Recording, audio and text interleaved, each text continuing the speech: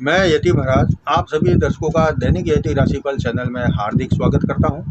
आज मैं आपको इस वीडियो में मोर पंख से संबंधित कुछ अच्छी और लाभदायक बातों की जानकारी दूंगा कि मोर पंख हमारे जीवन में कितना उपयोगी है, कितनी खुशियों को लाने वाला मोर पंख होता है और कितने दुखों को दूर करने में यह सहायता करता है।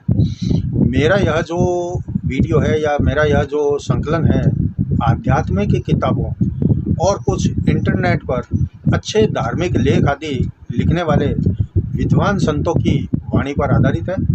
ये वीडियो देखने के बाद में अगर आपको वीडियो पसंद आए तो आप इसे लाइक करें, नीचे कमेंट बॉक्स में जय श्री कृष्णा अवश्य लिखें।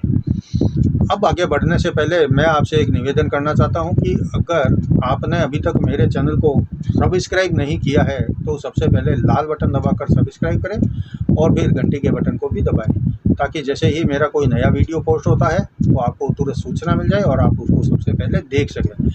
इसके अलावा अगर आप मेरे से फ़ोन पर बातचीत करना चाहते हैं तो नंबर आप स्क्रीन के ऊपर देख रहे हैं 9462575291। इस नंबर पर आप मुझे केवल रविवार को सुबह 9 बजे से 11 बजे के बीच में फ़ोन करके कोई एक सवाल ज्योतिष का पूछ सकते हैं या बातचीत करना चाहते हैं तो कर सकते हैं। अब बढ़ते हैं आगे और देखते हैं कि मोर पंख की हमारे जीवन में क्या उपयोगिता है और कैसे हमारे जीवन में ये सुख में वृद्धि और दुख को दूर करने में उपयोगी होते हैं। इस बात में कोई संदेह नहीं है कि मोर पंख हमारे आसपास की नकारात्मक ऊर्जा को दूर रखता है और हमारे जीवन में सकारात्मक ऊर्जा का संचार करता है। देवराज इंद्र को मोर पंख का सिंहासन अच्छा लगता है। भगवान श्री कृष्ण ने भी अपने मुकुट पर मोर पंख को सजाया। यहाँ तक कि पौराणिक काल में महर्षियों ने मोर पंख की कलम बनाकर बड़े बड़े ग्रंथों की रचना की। इन उदाहरणों से यह साबित होता है कि मोर का पंख हमारे लिए कितना पवित्र और महत्वपूर्ण है। प्राचीन काल से ही मोर के पंखों का इस्तेमाल कई तरह के कामों में किया जाता रहा है।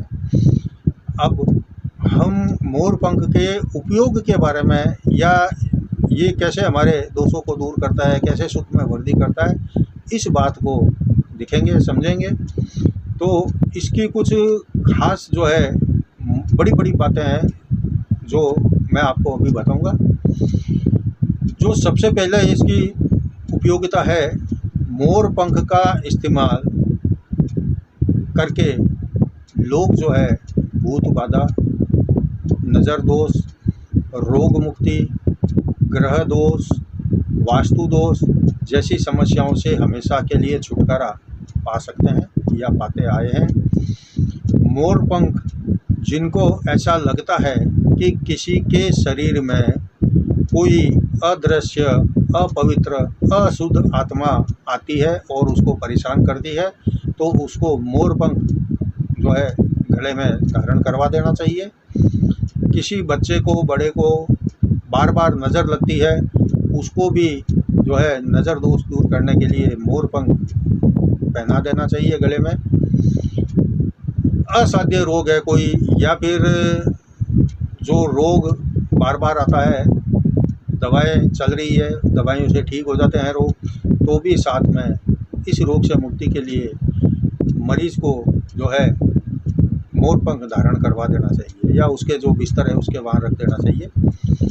ग्रह दोष हो, घर में कोई दोष हो, वास्तु दोष हो, तो आप घर के अंदर किसी वास्तु शास्त्री के सलाह करके आपको घर के अंदर कहाँ पर वास्तु दोष है, कहाँ पर मोर पंख लगाना है, आप वहाँ मोर पंख लगाएंगे तो इससे वास्तु का दोष निवारण दूर हो जाता है, ऐसा माना जाता है।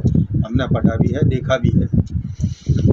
दूसरा है, मोर पंख किसी भी स्थान को बुरी शक्तियों और प्रतिकूल चीज़ों के प्रभाव से बचाकर रखने की क्षमता रखता है। इसलिए मोर के पंखों को घर में लगाना चाहिए, जिससे घर में सकारात्मक ऊर्जा का वास हो, घर के अंदर शुद्ध वातावरण रहे, बिना भय का खुशी का माहौल रहे, किसी प्रकार का दोष नहीं हो, इसलिए घर के अंदर उत्तर दिशा में, पूर्व दिशा में यह जो मोर के पंख होते हैं उनको लगाकर रखना चाहिए। तीसरा है, नवग्रहों की अगर दशा खराब चल रही है और आप नवग्रह के जाप करवाकर, पूजा करवाकर शांति करवाने में असमर्थ हैं, तो मोर का जो पंख है यह आपकी बहुत मदद कर सकता है। घर में अलग अलग स्थान पर मोर का पंख रखने से इस प्रकार के जो दोष होते हैं, ऐसा माना जाता है कि वह सब दोष दूर हो जाते हैं। चौथा है कि मोर का पंख पढ़ने लिखने वाले विद्यार्थियों के लिए लाभदायक होता है। विद्यार्थी पुस्तकों के बीच में अभिमंत्रित मोर पंख रखकर लाभ उठा सकते हैं। इसके अलावा मंत्र सिद्धि के लिए जपने वाली माला को मोर पंख के बीच रखना चाहिए। इससे माला भी शुद्ध रहती है और पवित्र रहती है, और इसका जो प्रभाव माला करने पर होता है वह कई गुना अधिक बढ़ जाता है। पांचवा है, घर के दक्षिण पूर्व के बीच में जो कोण होता है, मोर पंख लगाने से घर में बरकत होने लगती है। घर के सदस्यों की अचानक से आने वाले किसी भी कष्ट से रक्षा भी होती है, और यह घर के अंदर शुभ फल दिया करते हैं। छठा है, मोर के पंख का उपयोग रोगों के इलाज के लिए भी किया जाता है। मोर के पंख से तपेदिक, दमा, लकवा, नज़ला तथा बांझपन जैसे रोगों का इलाज करने वाले लोग किया करते हैं। यह भी एक रहस्य की बात है कि इतने बड़े बड़े रोगों का भी इलाज मोर पंख कर सकते हैं, लेकिन ऐसे इलाज हर आदमी कोई नहीं कर सकता है, जो जानकार होता है वही कर सकता है। सातवां है, मोर के पंख और सांप के बीच में दुश्मनी है, इसलिए मोर का पंख घर में रखने से सांप घर में प्रवेश नहीं करते, ऐसा माना जाता है। लोगों ने अनुभव करके ही इसको देख लिया कि जहाँ मोर का पंख होता है वहाँ पर जो है सांप घर में नहीं आता। इसके अलावा मोर का पंख अगर घर के पूर्व और उत्तर के कोने में, या पूर्व के दीवार पर, उत्तर की दीवार पर या पश्चिम की दीवार पर आप लगाते हैं, तो राहु के दोष से भी आपको मुक्ति मिल जाती है। राहु भी परेशान नहीं करता है। आठवां है, मोर का एक पंख किसी मंदिर में राधा कृष्ण की मूर्ति के मुकुट में 40 दिन के लिए अगर आप स्थापित कर दें, और हर रोज़ शाम को मक्खन और मिश्री का भोग राधे कृष्ण मंदिर में लगाएं, फिर 41वें दिन उसी मोर के पंख को मंदिर से घर लाकर अपने लॉकर में रखें, आप खुद महसूस करेंगे कि घर में सुख शांति की वृद्धि हो रही है।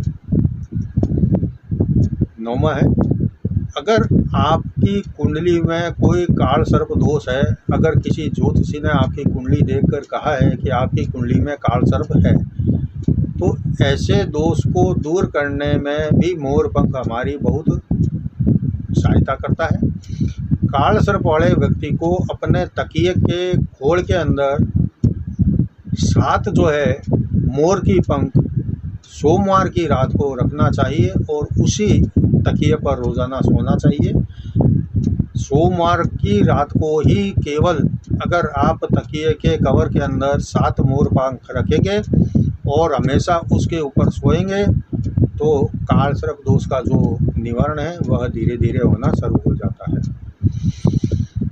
10वां है, अगर आप किसी शत्रु से परेशान हैं, तो मोर के पंख पर हनुमान जी के मस्तक के सिंदूर से मंगलवार या फिर शनिवार का उसका शत्रु का नाम लिखकर अपने घर के मंदिर में रात भर रखें, और अगली सुबह उठकर बगैर नहाए उसे बहते हुए पानी में प्रवाहित कर दें। ऐसा करने से आपका शत्रु भी आपसे मित्रवत व्यवहार करने लगेगा। 11वां है, अगर घर में कोई बच्चा जिद्दी हो, ज़्यादा जिद करता हो, माता पिता की बात नहीं मानता हो, तो मोर के पंख से बच्चे को हवा देने से धीरे धीरे उसकी जिद कम होने लगेगी। मोर के पंख को चांदी की ताबीज़ में डालकर नवजात बच्चे के सिर के पास रखने पर बच्चे को नज़र दोष और किसी भी तरह की अला बला से मोर पंख रक्षा करता है। यह था आज के वीडियो में मोर पंख से संबंधित जानकारी कि मोर पंख की उपयोगिता हमारे जीवन में कितनी है।